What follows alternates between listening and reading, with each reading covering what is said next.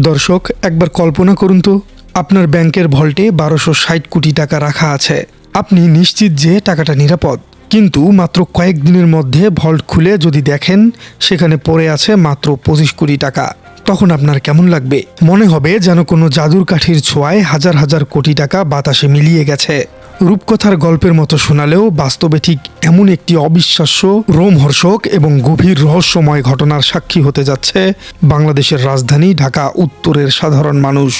১০ ফেব্রুয়ারি দায়িত্ব বুঝে দেই। সেদিন ঢাকা সিটি কর্পোরেশনের ২৬ অ্যাকাউন্টে মোট ১২৬০ কোটি ১৫,৫১,৩১১ টাকা এবং ৬০ পয়সা তহবিলে জমা রেখে এসেছিলাম।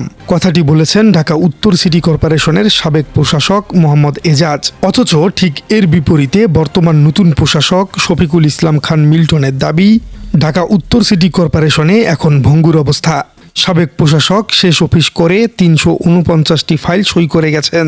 আসলে কোনো টাকাই নেই, মাত্র ২৫ কোটি টাকা আছে। আজকের এই ঘটনাটি একজন সাধারণ করদাতার দৃষ্টিকোণ থেকে নিরপেক্ষ বিশ্লেষণ করে দুই বিপরীতমুখী দাবির পেছনের সত্যটা খুঁজে বের করার চেষ্টা করব। মাত্র কয়েকদিনের ব্যবধানে নির্বাচনের পরপরই এমন বিশাল অঙ্কের টাকা কোথায় গেল? দর্শক, যে কোনো তদন্তের প্রথম শর্তই হলো ঘটনাগুলোর সময়কাল বা টাইমলাইন এবং তথ্য উপাত্তগুলো একটু মনোযোগ দিয়ে লক্ষ্য করা। প্রথমে দুই পক্ষের তথ্যগুলো নিরপেক্ষভাবে বিশ্লেষণ করা যাক। সাবেক প্রশাসক মোহাম্মদ এজাজ একটি অত্যন্ত সুনির্দিষ্ট হিসাব দিয়েছেন। তিনি কেবল ১২৬০ কোটি টাকার কথাই বলেননি, তিনি বলেছেন ২৬টি অ্যাকাউন্টের কথা এবং টাকার অঙ্কের একেবারে পয়সা পর্যন্ত তিনি উল্লেখ করেছেন। তারিখটি ছিল ১০ ফেব্রুয়ারি ২০২৬। যখন কেউ এতটা সুনির্দিষ্ট তথ্য দেন তখন ধরে নেওয়া যায় যে তার কাছ থেকে এর নিরপেক্ষ ব্যাংক স্টেটমেন্ট বা অফিসিয়াল নথি রয়েছে। অন্যদিকে নতুন সরকার অর্থাৎ বিএনপির অধীনে নিয়োগপ্রাপ্ত নতুন প্রশাসক শফিকুল ইসলাম খান মিল্টন বলেছেন সম্পূর্ণ ভিন্ন কথা। তিনি সরাসরি অভিযোগ করে বলেছেন যে সিটি কর্পোরেশনের আর্থিক অবস্থা এখন সম্পূর্ণ ভঙ্গুর। তার দেওয়া সবচেয়ে মারাত্মক তথ্যটি হলো, সাবেক প্রশাসক তার শেষ অফিসের দিন তাড়াহুড়ো করে ৩৪৯টি ফাইল সই করে গেছেন, যেগুলোর বিপরীতে ফান্ড বা বিল পরিশোধ করতে হবে, আর বর্তমান তহবিলে আছে মাত্র ২৫ কোটি টাকা। বিশ্লেষকদের মতে এই দুই দাবির মধ্যেই লুকিয়ে আছে আসল রহস্য। যদি সাবেক প্রশাসক ১০ ফেব্রুয়ারি ১২৬০ কোটি টাকা রেখেই যান, তবে কি তিনি সেই দিনেই ওই ৩৪৯টি বিলে সই করে পুরো টাকাটা তুলে নেওয়ার ব্যবস্থা করে গিয়েছিলেন, নাকি তিনি টাকা রেখে যাওয়ার পর নতুন প্রশাসক এসে কোনোভাবে হিসেবের গলমিল করেছে? এখানে আমাদের একটি অত্যন্ত গুরুত্বপূর্ণ প্রশাসনিক বা অর্থনৈতিক টার্ম অর্থাৎ পরিভাষা বুঝতে হবে। একে বলা হয় লাস্ট মিনিট ক্লিয়ারেন্স, বা আমাদের দেশের সরকারি প্রতিষ্ঠানগুলোতে একটি অলিখিত কিন্তু অত্যন্ত প্রচলিত নিয়ম বা অপসংস্কৃতি রয়েছে। যখনই কোনো কর্মকর্তা বা প্রশাসক বুঝতে পারেন যে তার দায়িত্বের মেয়াদ শেষ হয়ে যাচ্ছে, তখন তিনি তার শেষ কর্মদিবসে শত শত আটকে থাকা ফাইলে সই করে দেন। এই ফাইলগুলো সাধারণত থাকে বিভিন্ন ঠিকাদারি প্রতিষ্ঠানের পাওনা বিলের ফাইল। নতুন প্রশাসকের দাবি অনুযায়ী সাবেক প্রশাসক এজাজ সাহেব তার শেষ দিন ৩৪৯টি ফাইলে সই করেছেন। দর্শক, ঢাকা উত্তর সিটি কর্পোরেশনের এই ঘটনাটি বুঝতে হলে আমাদের সিটি কর্পোরেশনের কাঠামোগত দুর্নীতির ইতিহাসটা একটু বুঝতে হবে। সিটি কর্পোরেশন মূলত চলে জনগণের ট্যাক্সের টাকায়। রাস্তাঘাট সংস্কার, মশা নিধন, ড্রেনেজ ব্যবস্থার উন্নয়ন, বর্জ্য ব্যবস্থাপনা, এইসব কাজের জন্য প্রতি বছর হাজার হাজার কোটি টাকার টেন্ডার বা দরপত্র আহ্বান করা হয়। এই টেন্ডারগুলোকে ঘিরেই গড়ে ওঠে রাজনৈতিক নেতা, অসাধু কর্মকর্তা এবং দুর্নীতিবাজ ঠিকাদারদের এক বিশাল সিন্ডিকেট বা চক্র। সরকার যারই থাকুক না কেন, এই সিন্ডিকেটগুলো অত্যন্ত সুকৌশলে নিজেদের স্বার্থ হাসিল করে নেয়। অনেক সময় দেখা যায় রাস্তার কাজ বাস্তবে মাত্র ২০% হয়েছে, কিন্তু কাগজে কলমে ১০০% কাজ দেখিয়ে পুরো বিল তুলে নেওয়া হয়েছে। একে বলা হয় ফ্যান্টম প্রজেক্ট বা ভুতুরে প্রকল্প। রাজনৈতিক বিশ্লেষকরা আশঙ্কা করছেন ১০ ফেব্রুয়ারির ওই ৩৪৯টি ফাইলের মধ্যে হয়তো এমন অনেক ভুতুরে প্রকল্পের বিলও ছিল যেগুলোর কাজ বাস্তবে হয়নি, কিন্তু ক্ষমতা ছাড়ার আগে সেই প্রশাসককে দিয়ে জোর করে সেই ফাইলে সই করে নেওয়া হয়েছে। এবার আসুন মুদ্রার অপর পিঠটা একটু দেখা যাক। বর্তমান নতুন প্রশাসক মিল্টন সাহেব যে দাবি করেছেন সেটিও একেবারে সন্দেহের ঊর্ধ্বে নয়। রাজনীতিতে একটি কথা খুব প্রচলিত আছে, যাকে বলা হয় ব্লেম গেম বা একে অপরের উপর দোষারোপ করার রাজনীতি। যখনই নতুন কোনো সরকার বা প্রশাসন দায়িত্ব গ্রহণ করে, তখন তাদের প্রথম কাজ হয় আগের প্রশাসনের সব দোষ ত্রুটি জনগণের সামনে তুলে ধরা। তারা বোঝানোর চেষ্টা করে যে আগের প্রশাসন পুরো সিস্টেমটাকে ধ্বংস করে দিয়ে গেছে, তাই নতুন প্রশাসন চাইলেও রাতারাতি কোনো উন্নয়ন করতে পারবে না। মিল্টনের খাজাঞ্জিখানা খালি বা 25 কোটি টাকা আছে, এই বক্তব্যটি কি সেই ব্লেম গেমেরই অংশ? সুশীল সমাজের প্রতিনিধিরা প্রশ্ন তুলেছেন, যদি তহবিলে টাকা নাই থাকে তবে নতুন প্রশাসক কেন একটি শ্বেতপত্র বা হোয়াইট পেপার প্রকাশ করছে না? শ্বেতপত্র হলো এমন একটি সরকারি দলিল যেখানে কোনো একটি নির্দিষ্ট বিষয়ের আদ্যপান্ত সমস্ত হিসাব নিকাশ অত্যন্ত স্বচ্ছভাবে তুলে ধরা হয়। মুখে মুখে 25 কোটি টাকার কথা না বলে নতুন প্রশাসকের উচিত ছিল দায়িত্ব নেওয়ার পরপরই একটি স্বাধীন অডিট ফর্ম দিয়ে পুরো সিটি কর্পোরেশনের হিসাব পরীক্ষা করানো। এই বিশাল অঙ্কের টাকার আসল গন্তব্য খুঁজে বের করার জন্য এখন সাধারণ মানুষ এবং দুর্নীতি বিরোধী সংস্থাগুলো একটি বিশেষ ধরনের তদন্তের দাবি জানাচ্ছে, যাকে বলা হয় ফরেনসিক অডিট।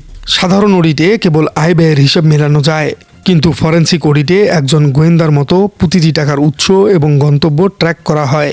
বিগত প্রশাসক খুব ভালোভাবেই উত্তর সিটি কর্পোরেশন চালাচ্ছিলেন। হঠাৎ করে নতুন প্রশাসক আসার পরে কি এমন হলো যে এতগুলো টাকা পুরোপুরি নাই হয়ে গেল? এখানে নতুন প্রশাসককেই অনেকেই সন্দেহ করছেন, আবার অনেকেই সন্দেহ করছেন উত্তর সিটি কর্পোরেশনের প্রত্যেকটি কর্মচারী এবং কর্মকর্তাদেরকেই।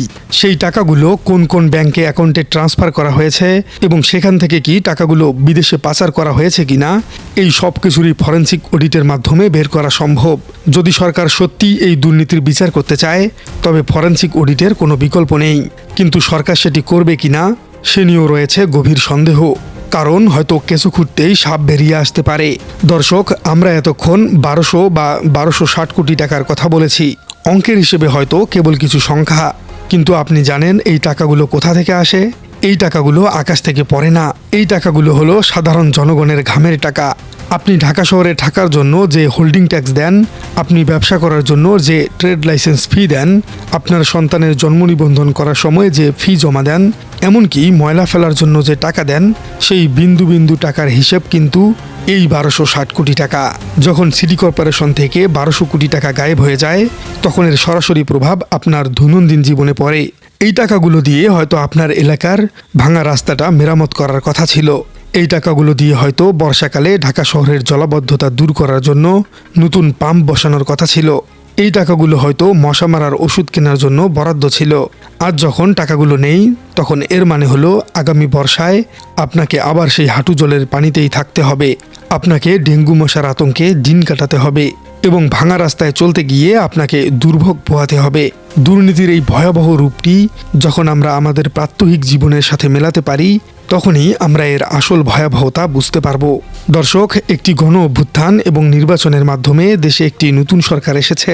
মানুষ আশা করেছিল অন্তত এবার দেশে সুশাসন বা গুড গভর্নেন্স প্রতিষ্ঠিত হবে, দুর্নীতির এই লাগামহীন দৌরাত্ম্য বন্ধ হবে। কিন্তু ঢাকা উত্তর সিটি কর্পোরেশনের এই ঘটনা প্রমাণ করেছে যে ব্যক্তি বা দলের পরিবর্তন হলেও দুর্নীতির যে কাঠামোগত সিস্টেম বা মেকানিজম তা এখনও পুরোপুরি বহাল তবিয়তেই রয়ে গেছে। সাবেক প্রশাসক যদি সত্যিই শেষ দিনে এই বিপুল পরিমাণ অর্থ রিজার্ভে রেখে চলে যান তাহলে এই টাকা গেল কোথায়? এসব প্রশ্ন আজ সাধারণ মানুষের মনে গভীর হতাশার জন্ম দিচ্ছে। মানুষ ভাবতে শুরু করেছে যারা যখন ক্ষমতায় আসে তারা কেবল নিজেদের পকেট ভারী করতেই ব্যস্ত থাকে। সাধারণ মানুষের ভাগ্য পরিবর্তনের কোনো সদিচ্ছা আসলে কারণ নেই।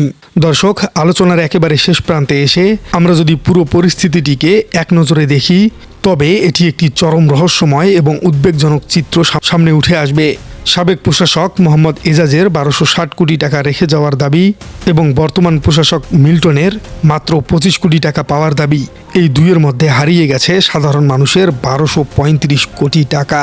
এখানে কে সত্যবাদী আর কে মিথ্যাবাদী সেটা আপনারাই ডিসাইড করবেন। তবে এটি স্পষ্ট যে এই দুই দাবির যে কোনো একটি ডাহা মিথ্যা, অথবা সত্যটি এর মাঝামাঝি কোথাও লুকিয়ে আছে, যা একটি চরম প্রাতিষ্ঠানিক দুর্নীতির দিকেই ইঙ্গিত করছে। এখন দায়িত্ব হলো রাষ্ট্রের। দুর্নীতি দমন কমিশন এবং সরকারের উচিত অবিলম্বে এই বিষয়ে একটি উচ্চ পর্যায়ের নিরপেক্ষ তদন্ত কমিটি গঠন করা। দর্শক, আপনাদের কি মনে হয় মাত্র কয়েকদিনের ব্যবধানে এই 1000 কোটি টাকা উধাও হওয়ার পেছনের আসল রহস্য কি হতে পারে? এটি কি বিদায়ী প্রশাসকের শেষ মুহূর্তের মেগা লুটপাট, নাকি নতুন প্রশাসনের প্রথম দিনে এসেই বিশাল হরিলুট? এই বিশাল দুর্নীতির সুষ্ঠু তদন্ত কি আদৌ সম্ভব বলে আপনি মনে করেন? কমেন্টে জানিয়ে দিন আপনার মূল্যবান মতামত। আর আপনার রাজনীতি চ্যানেলে নতুন হয়ে থাকলে চ্যানেলটি সাবস্ক্রাইব করার অনুরোধ থাকলো। দেখা হচ্ছে পরবর্তী কোনো ভিডিওতে।